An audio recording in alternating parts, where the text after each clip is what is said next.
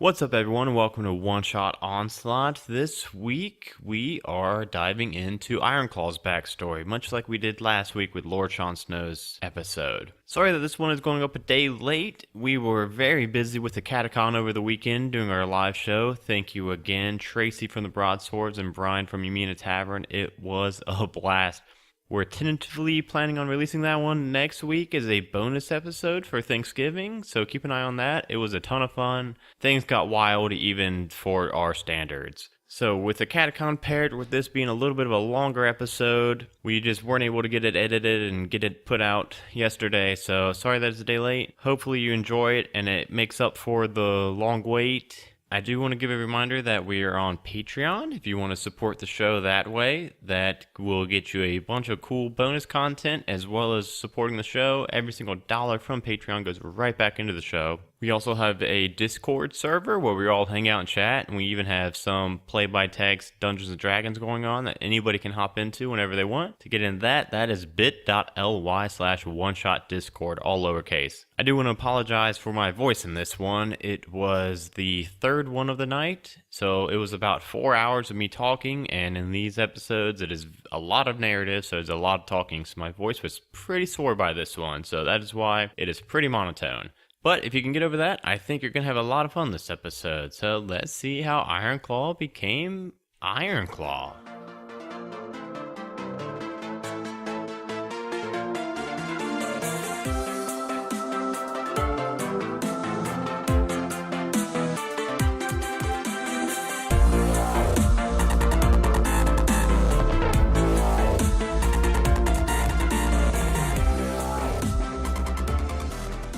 We're starting off tonight with young Ironclaw, which is not yet his name, playing in his backyard. And we see his mother come out. She says, Hey, sweetie, can you go get us some wild berries for dinner? We've got your father and I are gonna make a little bit of a treat for the night. Could you go get us some? Yeah, I'll be right back, Mama. Alright, love you, sweetie. Love you. Be back in let's say 2 minutes. And you go off to the woods to get, you've got like this usual spot where you pick these berries for dinner. You know the exact berries your mom was talking about. There are these bright blue wild berries that grow just like you said, 2 minutes away from your backyard, not far at all. But when you get there, you see that you don't know if it was you that picked them clean or an animal or somebody else, but your usual kind of briar that you pick these berries from is completely picked clean and empty. So you venture a little bit deeper into the woods. You think that, you could find some of these berries further in. And you start walking, and you keep walking, and an hour goes by, and you haven't seen any of these berries around, and night's falling, and it's almost pitch black in this forest, and you've never been this far into the woods before, and you're starting to panic a little bit. Oh God. Oh my God. And you hear these sounds of animals around you, owls, bugs, snapping twigs. How does Ironclaw spend his first night lost in the woods? Do you try to make some kind of camp, or is he? I feel like I'm probably running around freaking out. I've never been lost in the woods. Yeah, no, as a 11-year-old, I would have been terrified. But somehow, eventually, you do manage to catch a few hours of sleep. And you awake the next day. And you walk. That's all you can do. You walk. You think you're walking the direction towards home. And you're hoping that you're walking the right way. Roll me your survival check. Let's see how well you eat that day. We're going to do just a -1 modifier because you're just like a 12-year-old kid. -1? Yeah. 13 total. So you find, oddly enough, you find some of those berries you were looking for the day before, and you find enough of them to kind of fill your belly for the day, and you kind of even think it's a little funny that these were what you set out to find, and you do find them, but now it's a day late, and you have no idea where you are, and you're just so lost that it's meaningless to find them now. And you continue walking, and you kind of are finding these patches as you're walking, and kind of get a couple pockets full of them. You don't have like a bag because you knew that you only needed a few handfuls of them for the dinner that your mom was going to make, so you didn't even need to bring like a satchel to fill them with. And night falls again, and you're still lost, and you don't know if you went north when you were meant to go south, if you went east when you were meant to go west, or if you're going the right way but you just didn't make enough ground the night before. But we're on night 2, same as the night before, still just kind of, do you try to Feel like I need to step up my survival mode a bit, and I'm gonna try and make like a little camp, like a little spot that I'll probably keep coming back to. If I keep getting lost, I keep coming back to this one spot. roll me a survival check? Let's see how good this camp ends up. -1 still. Ooh. 17. So you stop about an hour or two before it gets completely pitch black in the woods, and you start to build a little bit of a makeshift, something to keep if it does rain during the night, something to keep the rain off of you, and kind of a little bit of a raised platform so that bugs aren't getting to you. And then you manage to build a small fire by hammering a couple rocks together, and you finally catch a spark, and you get this fire together.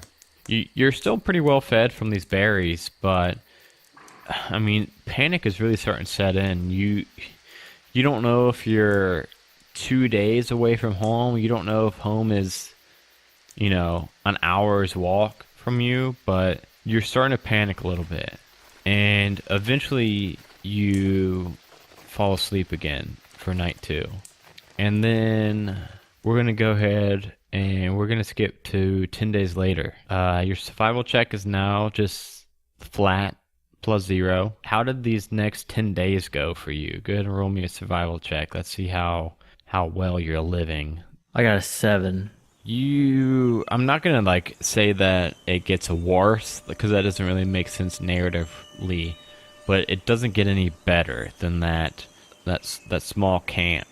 So you spend about 10 days in the woods now, and you kind of will go a couple miles throughout the day, and if you don't find home, you backtrack back to that campsite that you made on the first day, and you're kind of spider webbing out and trying to find where you're meant to go.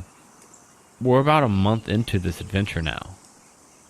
You are deep in these woods. You've went every direction within a 1-day walk, and you now know that you must be more than a day away from everything. More than a day away, because you will go out a day and come back, and since you cannot find your home, you have deduced that you are more than a day away from your home. So your options would be to, pretty much you would have to abandon camp. You're kind of at a loss for what you can do. And one day, as you're kind of just exploring out, it's about high noon, but it's a cloudy day and it's raining on and off throughout the day. And in between rain showers, you're just kind of walking. You're kind of just at this point, you don't really know what you're gonna do. But up ahead, you hear these strange voices, and you can tell that they're voices, but they're not speaking a language you know. They're not speaking Dwarven or Common, the two languages you have grown up learning. And you're going up a hill, and it's pretty heavy brush and heavy, like briar patches, and you're kind of clawing your way to these voices, thinking that maybe they're your hometown. And you finally get to where you know that these voices are just on the other side of this small hill. And as you crawl through these briar patches, you come upon this site where you see these three women with this green skin and these knobby bones with this white hair. They've got sharp faces with even sharper teeth. One of them is stirring this large cauldron, like a cooking cauldron, over a fire. The other two are sitting on this large wooden log that's fallen on its side. And you see around their encampment these 5 cages, these 5 iron cages with an iron lock on the front of each of them. And each large cage has a massive gray bear inside of them. And 3 of the bears are kind of mauling at their cages and like biting at the bars, and 2 of them are currently sleeping. And you don't really know from here. You spend the first day just kind of watching them, right? Because you don't know what to make of this. You know that they're kind of like humanoid women, but at the same time, the way they look, you're not used to it, and the language they're speaking, you're not used to it. You spend a day watching them.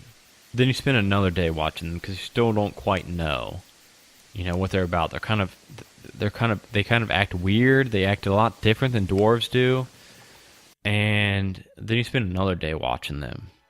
And after about a month of watching them, you start to kind of learn some of their secrets, some of their magic. You feel bad for the bears because they're stuck in these cages and pretty much all day and all night they're crying, they're whining. You're only 12 years old, right? So I mean, there's not a whole lot you can do about it. But after about a month of this, you notice that these 3 hags don't treat them too badly.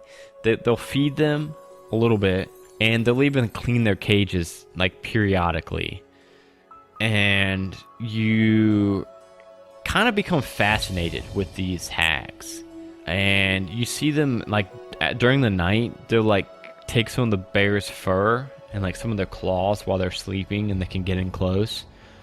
And sometimes they'll like throw them in the large cauldron. Sometimes they'll like take them into their tents. And you've learned enough to kind of like memorize some of their incantations that they do, and even learn a few of their words. You can't speak the language that they're speaking, but you kind of like glean some of the words. After watching for a month, you know enough to know that these hags are indeed, they're just purely evil. You can tell that they don't really care for the bears. They might revere these bears. They might need these bears for something, but they don't care about the bears at all. You think that they're feeding them enough to keep them alive, and they clean their cage enough so that they don't catch any diseases or anything. So what are you doing for this month of observing? You just like, do you have a camp nearby that you go to, or? Yeah, since I found this, I set up a camp at least like 30 minutes away, and I keep coming back, like trying to learn these strange creatures and why they're torturing these poor animals. Yeah, and I mentioned that there's 5 of them. So there's the biggest of the bears. They're all gray bears. You even know this type of bear to be cave bears. And there's one that's just the biggest of the 5. There's another one that's a full adult that's slightly smaller than that biggest one. And then there are 3 that you can tell are children. One's the smallest of all of them. One of them has this fur that kind of dangles and drags across the ground as it walks. And then one has this white stripe that goes down its back. So they're all gray except for that one that has the white stripe that goes down its back from ears to tail. And You've gotten to know the hags just as much as you've gotten to know these bears. And about 2 months later of watching them, it's getting dark. It's getting to be about the time that you head back to your camp. And as it does, you usually wait till about nightfall to head back. But as soon as it's getting a little bit darker, you look up and you see that it is indeed a full moon tonight. And you see that it is a red blood moon. And on that night, everything changes. Those three women that you've kind of become fascinated with, those three women that have been kind of your closest human contact for 2 months, and your kind of source of entertainment, your source of study, you can tell they don't need those bears past this night. You've picked up a few of their words, and you hear them as you see this blood moon rising. You hear a few words from their strange language. You catch the glimpse of blood, night, and feast. As it's all happens very quickly. And you see these three women go into their tents, and they come back with these long, crooked blades. These blades are the size of your arm. And they go to the nearest caged bear. It's the one you've been calling Angel. And she begins thrashing at her cage. And then the hag in front places a hand on Angel, the one with the white stripe down her back. And she passes out. She sleeps. And right after that, they pull out this big brass key, and they slide it into the iron lock, and they unlock the door. And they start dragging her to this bonfire. And this bonfire is massive. And it's got this rusty iron platform right above the fire. And they're starting to drag her up onto that platform. And you hear the other bears howling and mauling at their doors, trying to break out. What does Ironclaw do? I can tell this one is the little girl, right? Yeah, little girl bear. Yeah, you can tell that after 2 months of study. Yeah, you can tell that this is indeed a female bear, a young female bear. Probably try and run in and save her. I'm gonna run in and save the day. Little 12-year-old Ironclaw. Yeah. I'll come running, screaming. You charge in with just unarmed, nothing. You charge in, like this. If you had to choose between the bears or the hags, yeah, of course, any day of the week, you're going to choose that bear. So you have no plan of action. You have no idea what you're going to do. You just know you've got to stop these hags from sacrificing this bear. And this strange rage overtakes you. And this strange, it's the maddest you've ever been. Little 12-year-old Ironclaw is just, you've never felt like this before in your life. You grew up in the dwarven community you lived in was pretty gated, pretty well off. You've never even had somebody call you or witness somebody call somebody like a rude name.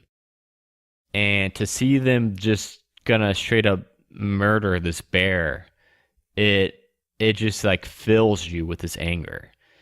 And as you run in, you break the tree line. You break into this flat dirt campsite. And as that rage peaks, you feel it overtake you.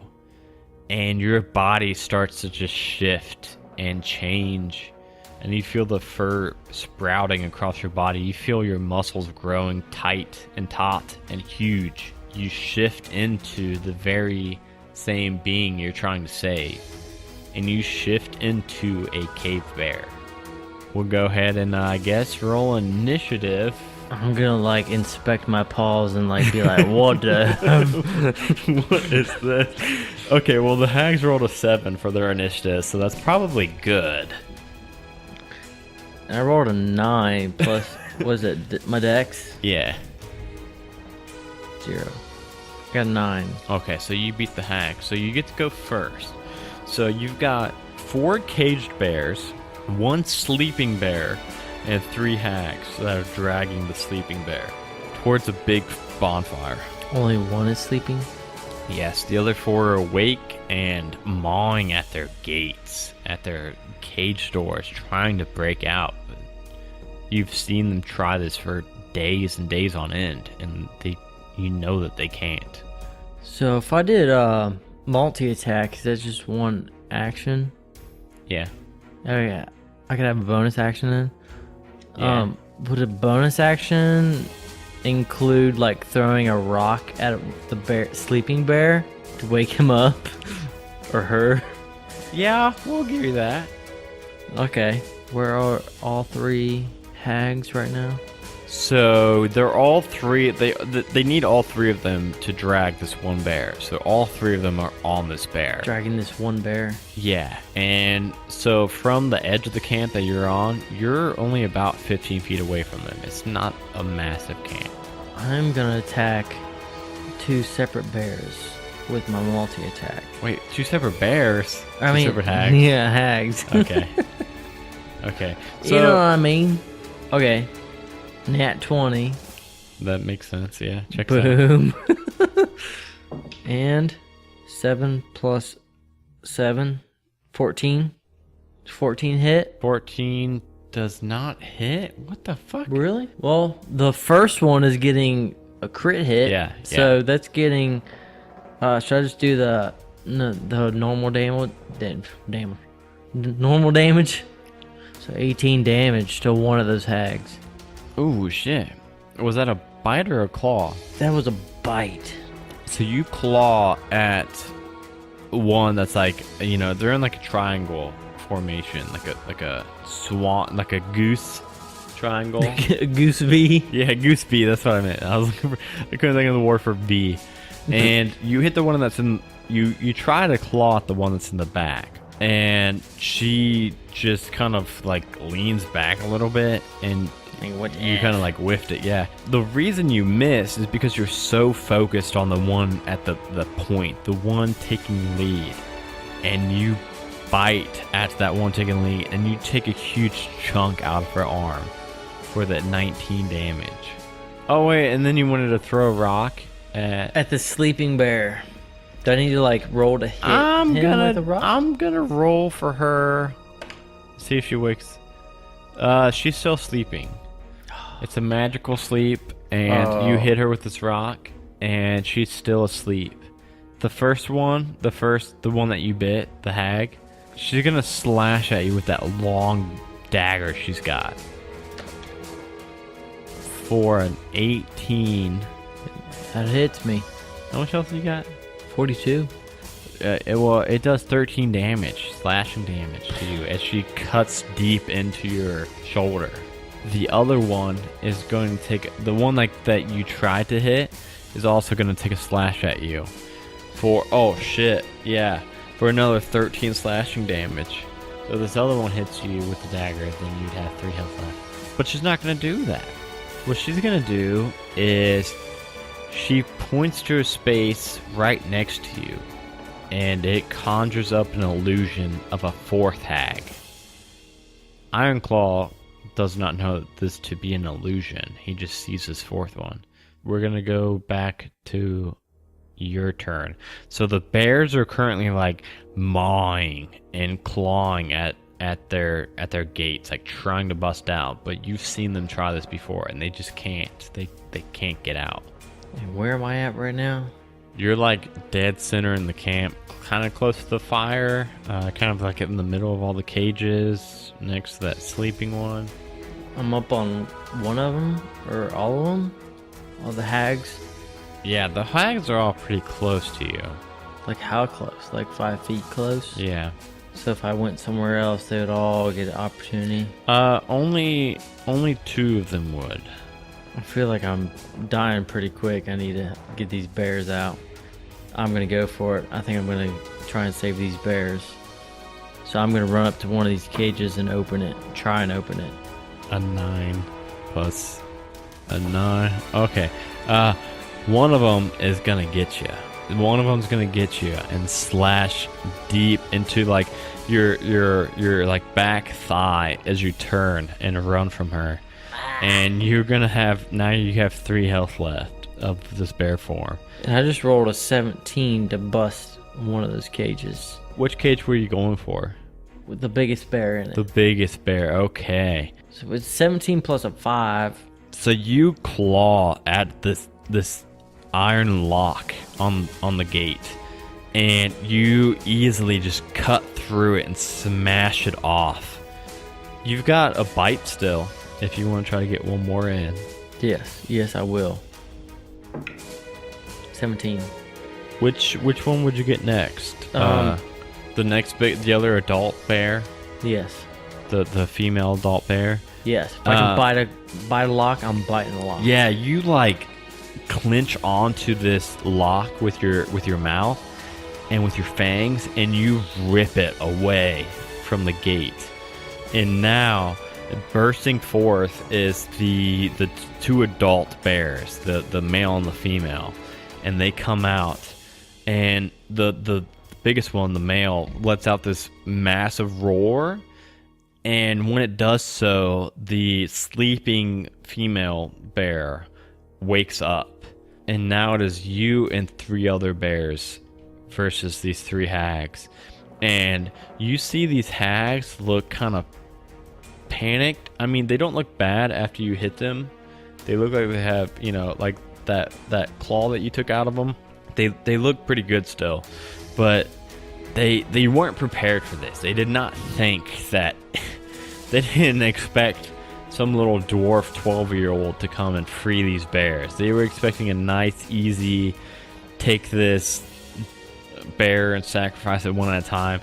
And they look at each other, and you see this look of like confusion or fear come over them, and they turn and run. And they keep running, and they leave the campsite. And while they're doing that, the mom and the dad bear kind of look at the other cages, and both of them go and claw at the locks on the other cages and free the 2 younger male bears. And then the biggest one comes up to you, and he says, "My name is One Fang. My family and I owe you our lives, and we intend to repay you. What will you have of us? We are yours, and we hope that you will be ours." I don't require anything, really. I lost my home recently, and if you guys wouldn't mind me tagging along with you guys for a little bit. Well, this place is not safe. We need to get out of here before the hags recover and come looking for us. So you're coming with us? I would love to, yes. All right, then let's be off. And the 6 of you now, counting you, turn towards the opposite direction that the hags fled from, and you guys run. And you guys run throughout the night. And you run throughout half of the next day before finally just exhaustion takes you guys over. So you have since morphed back into dwarf form, and you actually hop on the biggest One Fang. You actually noticed that while you were talking to him that he's actually missing one of his top fangs. And after you unbared, you kind of mounted up on his back and went with him for the next day. And from there, we're going to kind of time jump a bit. And we're going to go a few years that you spend running with this new family. And you learn to shift at will. Though it's kind of taxing on your body, and it's not like the next day you can just shift into bear. It takes you a while before you can kind of shift into bears only at first, at will. And then after about a year, you find out that you can shift into other animals too at will. And then after you kind of get better at that power, you start to learn these nature spells. You can kind of commune with nature and kind of draw on its power, and you can cast like some like basic low level spells that while you're shifted you can speak with your bear family, but other than that, if you're in dwarf form, you can't speak to them until you learn how to cast these spells. It's kind of, you think it's kind of a mixture of like gleaning a little bit of information from these hags and then like some just raw power from the nature kind of going into you from you living off the land and living with these bears. Nature's like helping me out. Yeah, and that's when you learn the speak with animal spells. So even when you're in dwarf form, you can still speak with your bear family. They've actually since then started calling you Ironclaw because the quick work you made on those iron locks back at the hag camp, that's just the nickname that first night while you guys were fleeing, they started calling you Ironclaw from that night forward. And they never spoke of their old tribe name before, but from that night forward, they included you in this new tribe and kind of formed a new tribe name. And they call themselves the Crimson Moon Clan. And in the Crimson Moon Clan, there was One Fang, the largest bear that you met, his mate, Gray Lady, who is kind of the leader of the clan, really. She kind of is more of a leader than One Fang is. There's Shaggy, that cave bear with that long fur that drags across the ground while he's walking. There's Teddy, the youngest male and youngest overall. And then finally, there's that bear that you saved on that night 2 years ago. Brizzly, the female cave bear with that streak of white going down her back. And we're gonna kind of fast forward a lot of that first 2 years where you're kind of all getting to know each other. And we're going to jump into when you and Shaggy are hanging out one day outside of your cave, about 100 yards outside of the cave in the woods. And you've grown to know, I want you to know that these bears are, at this point, I mean, they're your family, they're your clan, they're kind of your everything. Like the two youngest guys, they're like your best buds, like best friends. You do indeed look up to Gray Lady and One Fang as like your mom and dad. And then, so it's kind of a weird dynamic because you kind of look at Shaggy and Teddy as like your buds, like you're really close friends. But Brizzly, you look at like a sister. Like you have a really, really close bond to Brizzly. She could have been born your dwarf sister. But one day you're hanging out with Shaggy, and you guys just kind of, I don't know, what kind of stuff do you guys usually get into? What kind of stuff do you and Shaggy usually get into when you guys are hanging out? You're buds with Teddy too, but like Shaggy, kind of deep down, he's always like been your kind of like ride or die, like your number one kind of best bud. You hang out with him a little bit more than anybody else. Oh, Shaggy's the hairy one, right? Yeah. I usually hide in his fur, and we sneak up on the wolf. Was it tribe wolf? Yeah, we like mess with the wolves. You guys fucking troll the wolves. Well, this day we're not trolling wolves. This day, as you guys are out, kind of hanging out, maybe scouting for the wolves. Okay. You hear some voices. And you kind of nudge to Shaggy, like, you hear these voices, and you guys start sneaking up on this clearing.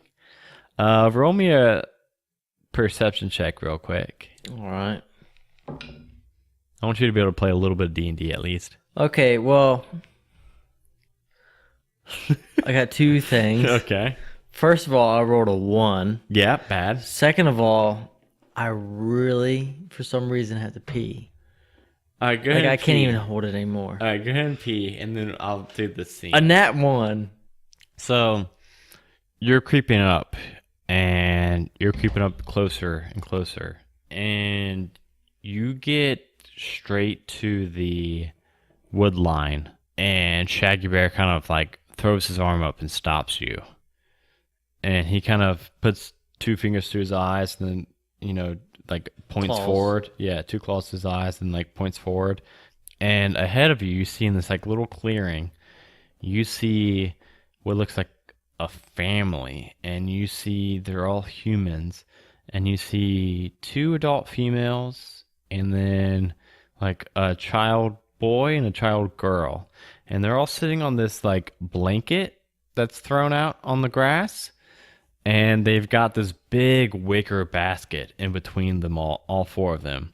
And you see them pulling out, like one of the women pulling out, you see her pull out tons of goodies. You see her pull out like a turkey leg and then like a bunch of fresh apples and then some bread, which you haven't seen in, 2-3 years now? And then you see them pull out a large glass bottle with this unmistakable hue and consistency of honey. And Shaggy bows you in the ribs. And he says, honey. And he points at it. I've never... Do I know it's honey? Yeah, you can tell that is honey. And you had honey when you were a kid. And you get the impression that Shaggy really likes honey and really wants that honey. And the rest of the food looks good too to him, but he seems to really want that fucking honey. Mostly the honey. Oh, man. Ironclaw, how are we going to get that honey? All right, here's the plan. We cannot hurt these humans, but we can maybe try and stand up and scare them off, and then we'll take all their food. What do you say? Sounds good to me, as long as I get some of that yummy honey. All right. So if that's the plan, you guys both kind of stand back on your hind legs. So you shift into a bear, because right now you could be either dwarf or bear. Yeah, I was a dwarf hiding in his fur, but then we saw that, and then yeah. So if you're a dwarf, you're using speak with animals to talk to him, and if you're turning into bear, then you can speak with him while you're a bear. Okay, so you both turn into bears, and you both stand on hind legs, and you like run out at this family. Roll an intimidation check, which I guess would use. I'm swinging my arms. Okay, come on, I'm swinging my arms really good. I got a 3. I kind of want to. I think you should have advantage because you're not using your. I'm not myself. Yeah, you're too bad. You're 18. Okay, yeah. I mean, yeah. I think the advantage is fair because it's 2 fucking bears charging at this family. Yeah, I would be fucking terrified. So. You guys make it like 3 feet out, and it's the kids that see you first. So like they're like all circling this basket, and it's the kids that are facing you, and the kids see you too, and they just start screaming. And it's like an ear-piercing scream. And they throw the and both the women look over their shoulders at you guys, and without a word, each of them scoop up one of the kids in under their arm, and they fucking take off and bolt in the opposite direction, leaving you and Shaggy to this basket of goodies. Shaggy says, "Oh, good job, Uncle. I called dibs on the honey, though." All right, yeah, we'll just split everything else even. Yeah. So you guys bring back this food to the rest of the camp, and you guys have this. But Shaggy doesn't tell anybody else about that honey. Shaggy takes that honey for himself. Shaggy he pockets it. Yeah, somehow, some way. And he his long hair. Yeah. He slides it right on in there. He's got like a hairy pocket or something. Yeah. And then we fast forward to a few more years go by. And you guys are actually in the process of looking for a new cave because there's been some nearby settlements that are kind of like creeping closer and closer to the cave. They're like deforesting these woods, and they're getting too close to you guys that you guys want to kind of find somewhere more secluded. So you guys start walking eastward. And about 5 days after this hike, you guys come upon this 40-foot wide river with these heavy, bubbling white rapids. And looking to the left and the right, it looks like this river is just miles and miles long. And Shaggy turns towards you, because Shaggy's got the one voice that I can lock in at all times, and says, Well, what do you think, Ironclaw? You're usually good at this kind of stuff. How do you think we should get across this river? Are there any trees around us? I guess I'd, look around myself. so it's woods on both sides, about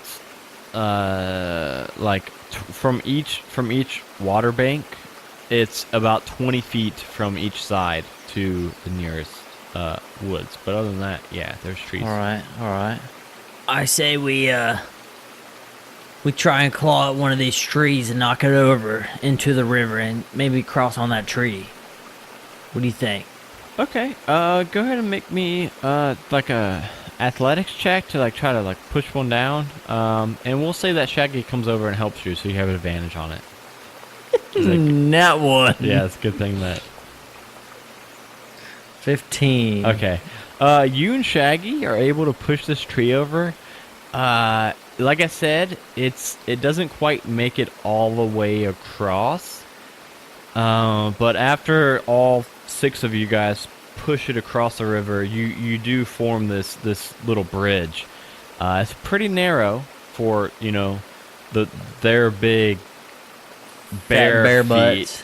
So what's the marching order? Do you want to go? So at this point, you're able to turn into any animal. You've got that ability. Any animal that you've seen, just like druids usually have.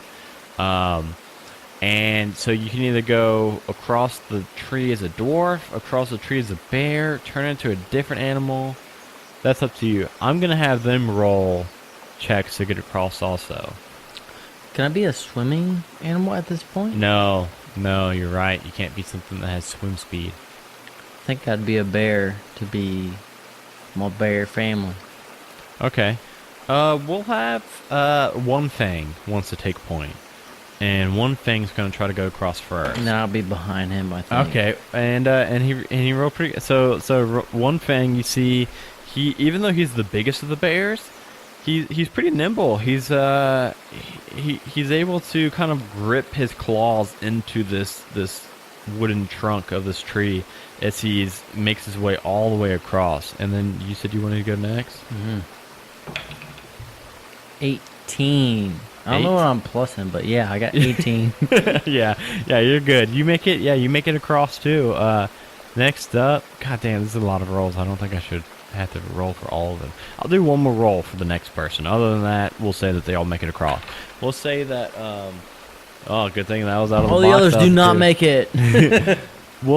Who should be after you? Angel. Who would be yeah, I like Angel. Well, her name is Brisley. Oh, yeah, my bad. I like Brisley because I feel like she's more high stakes than the others because you kind of feel that bond with her. You saved her.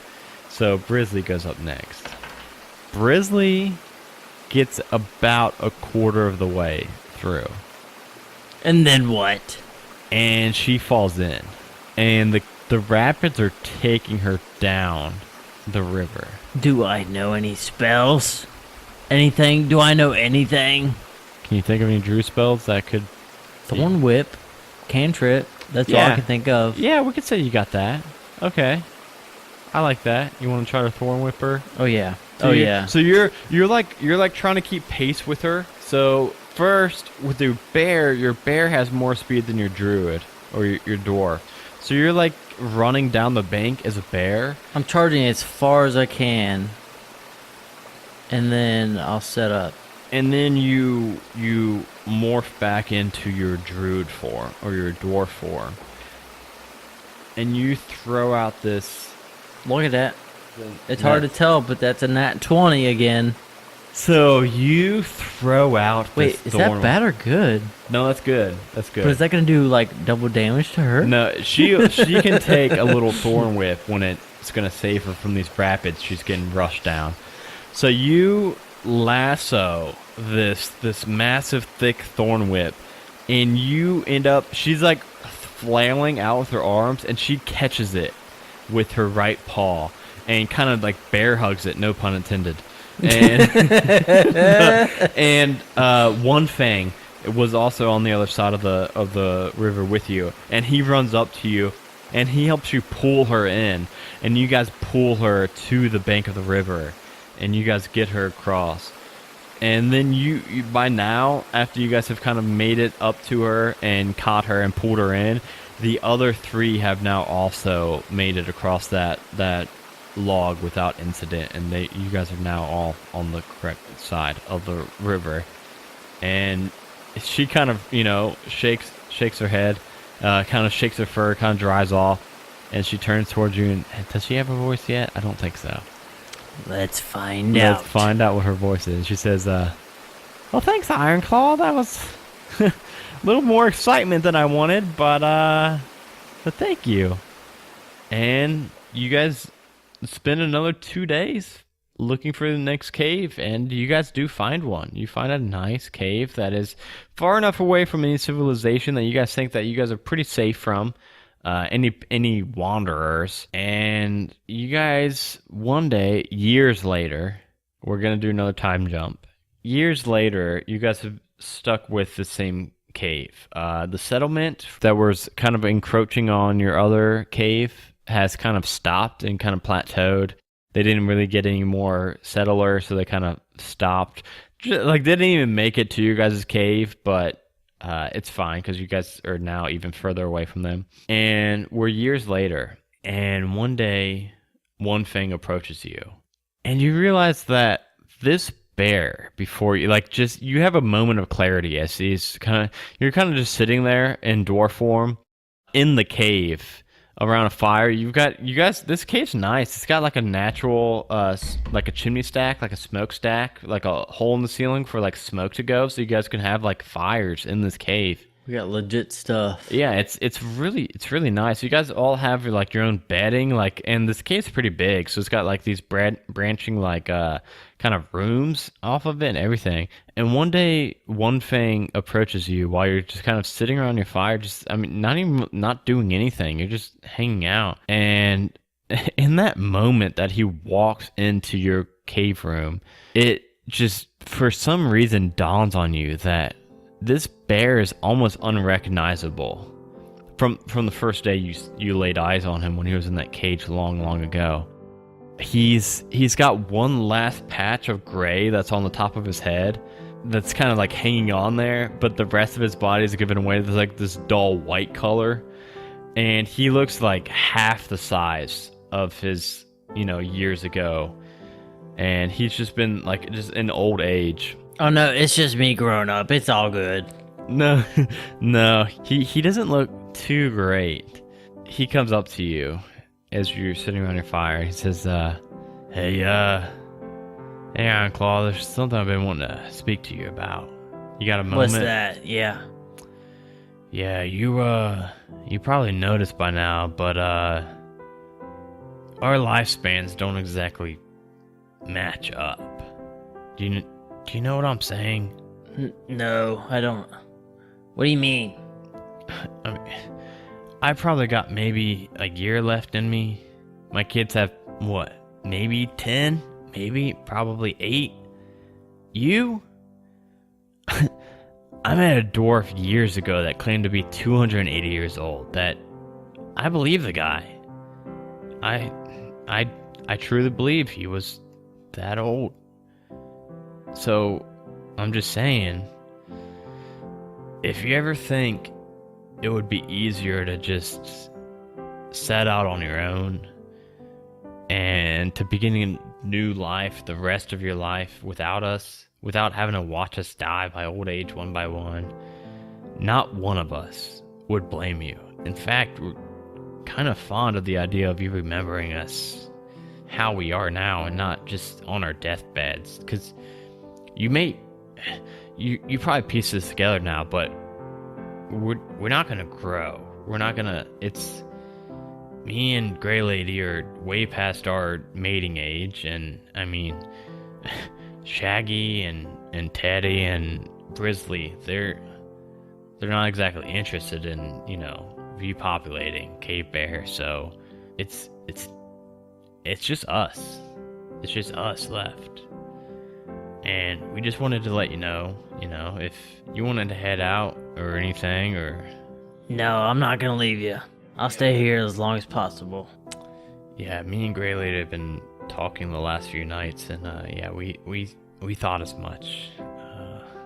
So that whole first part was kind of just, I kind of knew what you were going to say to that, but I also haven't told you enough lately that we're all still very grateful of that night.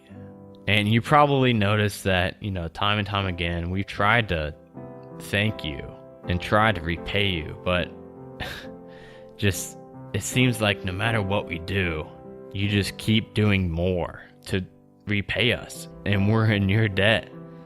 Remember that terrible drought we had last year? Oh yeah. We would have died. We would have died from dehydration, but who was it that conjured the water for us to save us through the summer? It was you. It was me. What did we have to repay you with? A few wild oats that you made into that disgusting bowl of, what did you call it, oatmeal? Oh yeah. Oh, No. it was good. It's the grossest thing I've ever seen. But I'm very thankful for that. no, you literally saved our life, and we repaid you with one meal. Oatmeal. You can like it all you want, man, but I'm just saying, we're in your debt more and more, almost every 10 day. You do something for us that just... I'm not doing a very good job of saying this, Ironclaw, but we all love you just as much as any in our clan. Bear, dwarf, matters not. You're a member of the Crimson Moon, and you're a member of this family, and I just wanted to let you know. I knew you weren't going to leave. I knew you were going to stick around, but I wanted to put it out there. We don't really like the idea of you seeing us just die of old age, but I knew you weren't going to leave us. I'll stay as long as possible. Yeah, that's what I figured. Well, you look like you need some sleep. I need some sleep. You definitely need some sleep. Yes. It's my bones. My old bones are not what they used to be, I'll tell you, but hey. My bones are creaking. And he gets up and you hear like 40 pops and cracks. These old bear bones, they're not what they used to be. they're not what they used to be. But yeah, I'll let you get to it. I'll see you in the morning, Ironclaw. All right. And he Good night. Good night. And he goes off to his like cavern. So like him and Grey Lady have their own cavern together. And that night, as you're falling asleep, outside of like you've got through that smokestack in your room, you get a little bit of moonlight coming in. And that night, you're passing out just as you realize there's like a strange red tint coming through that smokestack. And just for a moment before you flip that light switch off, before you go to sleep, you remember, like it comes to you in a flash, why you remember that and why it's so familiar to you. And it's because you remember that crimson moon, that night of the crimson moon. And you realize that that's why there's red light coming through. But it's all just moments before you fall asleep and pass out. And then that night, you're shaken awake violently from Brisley with tears in her eyes. And she says, "Get up, Ironclaw, get up. They're back. All three of them are back. Shaggy, Teddy, both dead. Mother and father are trying to hold them off, but they need me. I need to go to them. Father told me to wake you and tell you to just get out of here. You've got to go. You got more future than us. You got to go." And without waiting for a word, she turns and heads out to the cave entrance. I follow her. Following her, it's kind of like a cavern, this cave system. And as you get to like the main neck of this cave, the main exit of this cave, you see the bodies of Shaggy and Teddy, your two best friends, two of your family members. And just outside is an equally terrible scene. You see gray lady lying dead. Her fur is like sizzling and it's giving off this like sickly green smoke. And you see one Fang cornered by two of the hags, and then you see the third hag turn towards Brisley. And Brisley is like running out to her father to try to like back him up, try to save him. And this third one turns and hurls this bolt of lightning from her fingertips that arcs from the fingers to Brisley, and it goes from her snout all the way down her tail, and it turns that streak of white to black as Brisley hits the floor and drops dead with this like loud thud on this dirt floor. And as one Fang sees his daughter die, his eyes kind of flick towards you, and he charges at that third hag that just threw that lightning bolt, and he pounces on her. And it leaves you just a moment of distraction while the other two are both kind of coming at one Fang from the back, and he's got this third hag pinned to the floor. What does Ironclaw do? I'm going to attack the one that he has. He's got one pin. He's got one pin, the other two are like coming at his back. I'm attacking one of the other two. Okay. Both attacks towards You're turning one. into a bear too? Yeah. Okay. Hey, I'm a bear. So I got a 17 for one attack. I'm assuming that hits. And then a 9 plus 7. Yep. Both hit. 16. Both hits for 9 and then a 12. So that's a what, 21 damage total to 1.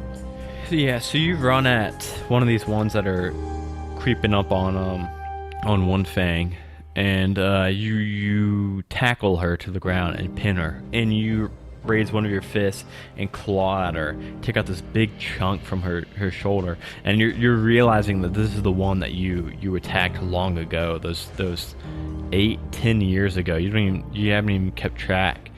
But you see a matching wound on her other shoulder, and you know this to be the one that you attacked last time. And then you take that big bite out of her neck and you pull it away, and you know that if this was a regular human, that this thing would be dead right now. But she actually just grins up at you, and she looks unfazed. She looks insane right now. She looks like she is not even in control. She looks bloodthirsty. We'll go ahead and roll initiative, I guess. Oh, they rolled a 3, and I guess I gotta roll for one Fang too. 13. Okay, one Fang rolled a 7. So it's gonna go you, one Fang, and then the 3 hags. I'm gonna do the bite on the one that I attacked already. We'll see, you have advantage because you've got her pinned to the Well, ground. I got 18. Okay, I guess roll again. You might crit. 15. Okay, so. But I got a 6. Okay, this is gonna be a claw. 2d6 plus 5. A 9. Instead of a 12. So an 18 total. You've got this one pinned, this bloodthirsty looking one, and you slash at her, and you're just like, you've got her like pinned, and you're just like mawing at her like left and right, and you're just biting at her. You just saw 4 out of 5 of your family members die from these 3 hags, and as you do that, she's a bloody mess, but she's still struggling. She's still alive. She's still fighting. And you see Grey Fang, and even in his old age, he's not going to just stop. He's just not going to give up. He's going to keep fighting, and he bites at her, and then he claws at his, and she's like mirroring you, and his is getting bloody, and his is getting ripped apart also. And then the hag under you, I'm gonna give her disadvantage.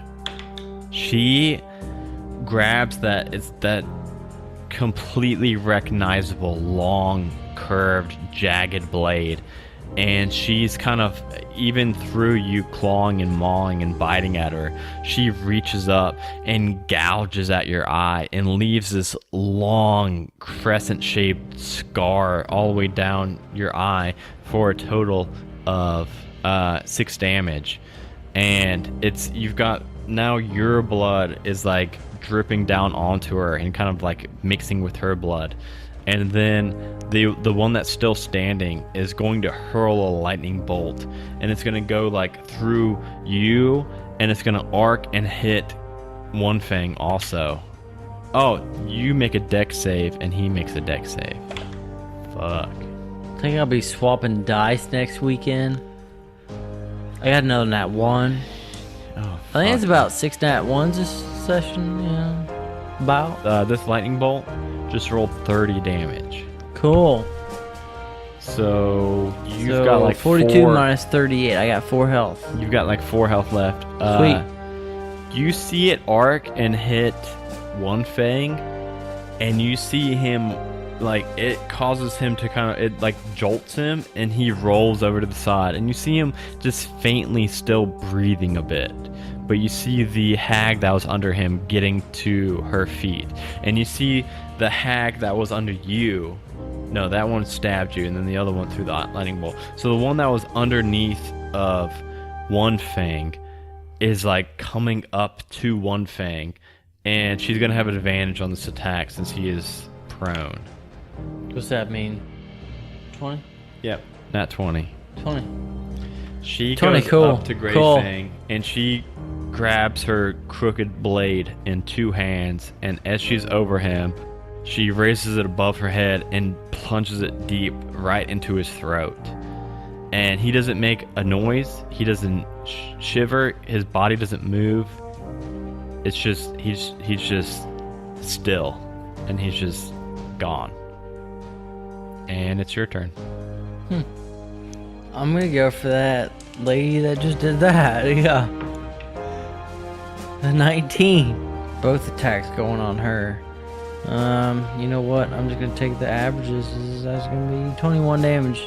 21 damage. So she was pretty mauled up from One Fang, and as you tackle her to the ground and you take a big gash out of her, she's got like an exposed stomach area, and you take a big gash out with your claw, and then you bite at her neck, and when you do, you pull away, and you've got this copper bloody taste in your mouth, and you rip this huge chunk from her throat, and she doesn't even get to make out a scream from that, since you took out so much of her neck, and she remains still, and she's dead.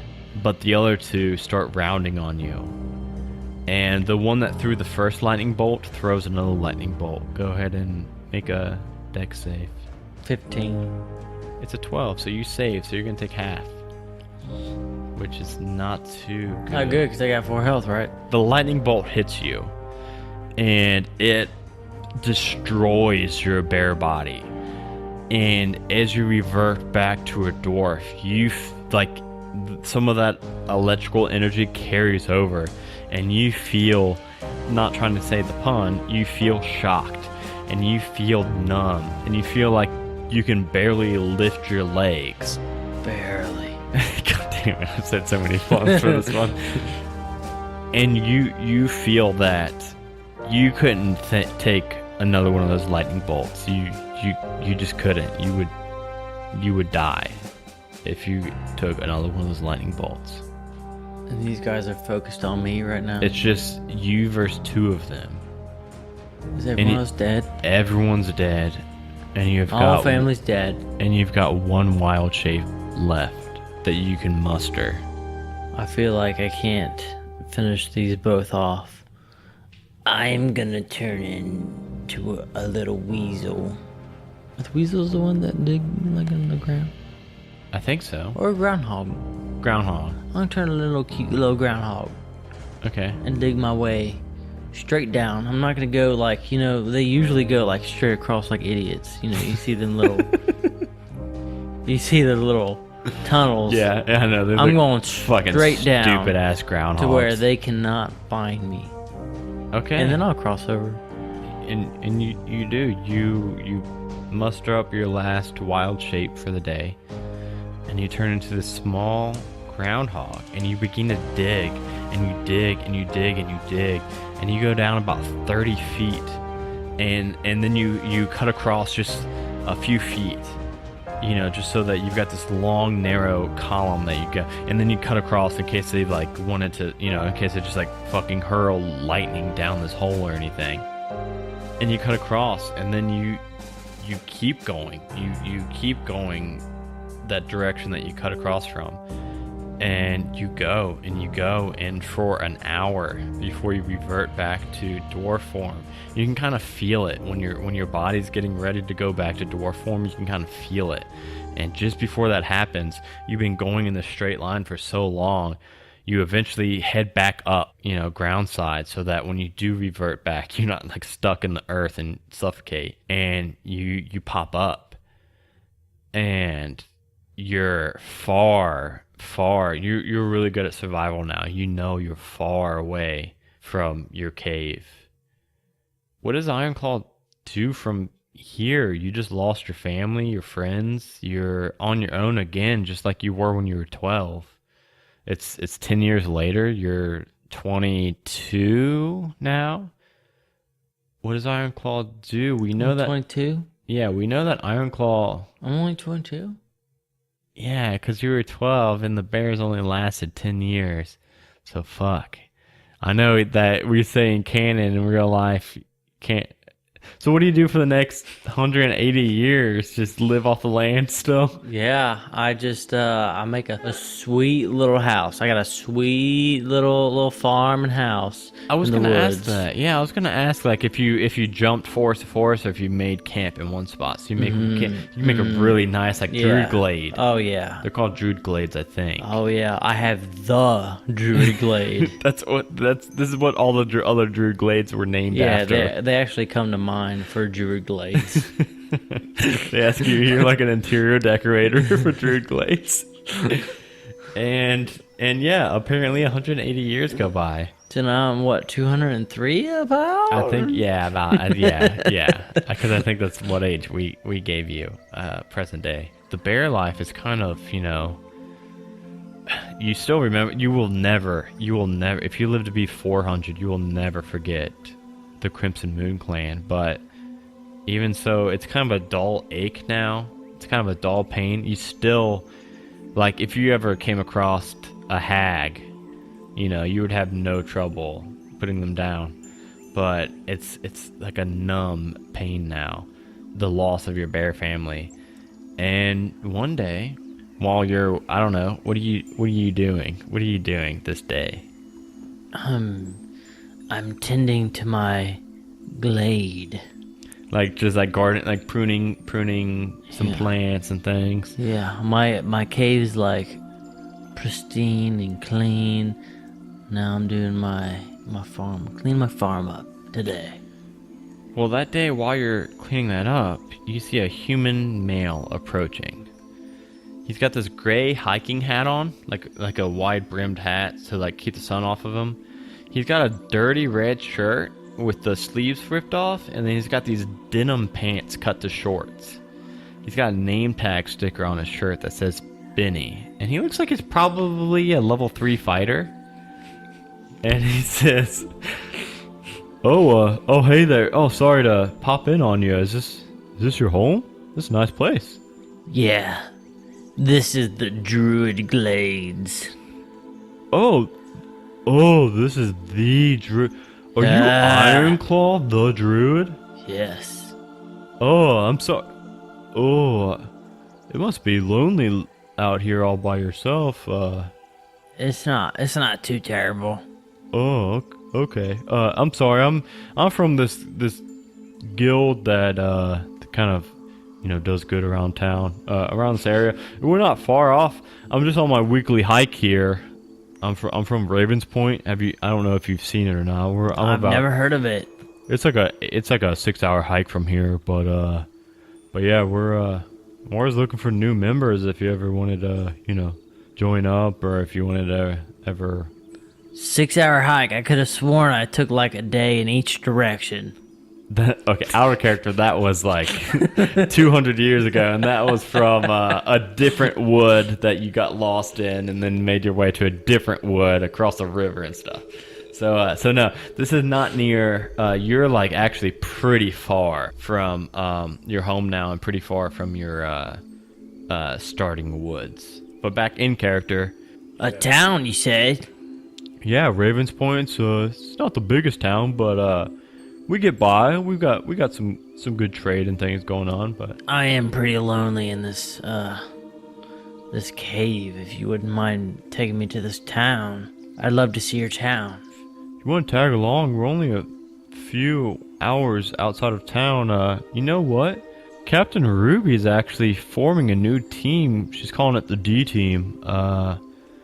You may be a good fit. They don't have anybody with nature powers in the D team yet. If she thinks that you'd fit in well, I'm only a clerk. I don't really have that say, but I would bet dollars to donuts. I bet you would fit in pretty good. Donuts? What's a donut? My dude, you have never had a donut? Oh, I don't know if I boy. can. Come straight in to Ravens Point with me and let me get you the tastiest of all treats. Do you have oatmeal donuts? You could probably sprinkle some oatmeal on a donut. Okay. If you're ready to head on out, you got anything you need to bring or anything? I just can't believe this town has been only 6 hours away from my home this whole time. Yeah, man, you need to get out more. You need to branch out a little bit. If you really think about it, like, I don't think Ironclaw would just for continuity's sake and for like plot hole sake. I think it makes sense that Ironclaw wouldn't pick one direction and just walk for 6 hours, Straight. Yeah, like away from this glade, especially because you said you kind of spiderwebbed away from that when you were 12, back those years and years and years and years ago. It would make sense. I'm already really far away.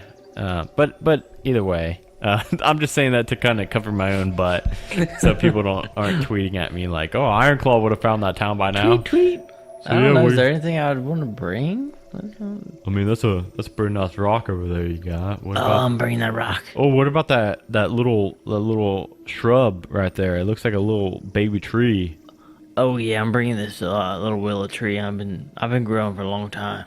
Oh yeah, it looks like it, man. It's about 2 feet tall right there. That looks pretty. That's a nice looking tree you got Take me there. a long time to grow this dang thing. Well, you know what? Come back. I would love for you to meet Lord Shaun Snow. He's kind of the first member of this D team that they're putting together. So I think you and him are gonna get along just fine. He's got this tiefling bard with him too, or a fighter. God damn it!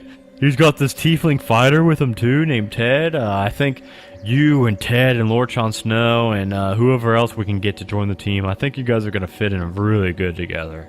Ted sounds cool, but Lord Shaun Snow, is he like some kind of like royalty guy? He told me that it's a self-given name, so I don't think so. It's actually Lord Shaun Snow, the hero's hero. That just sounds silly. As soon as I met him, I told him, I said, man, that name is a mouthful. He told me it's just silly. Well, I didn't want to. He had a chicken on his head. He looked pretty crazy. I didn't want to tell him that. Okay. That's silly. All right, just come back to town. Let's meet him. All right, I'll follow you there. You lead the way, Benny. I got you, Ironclaw.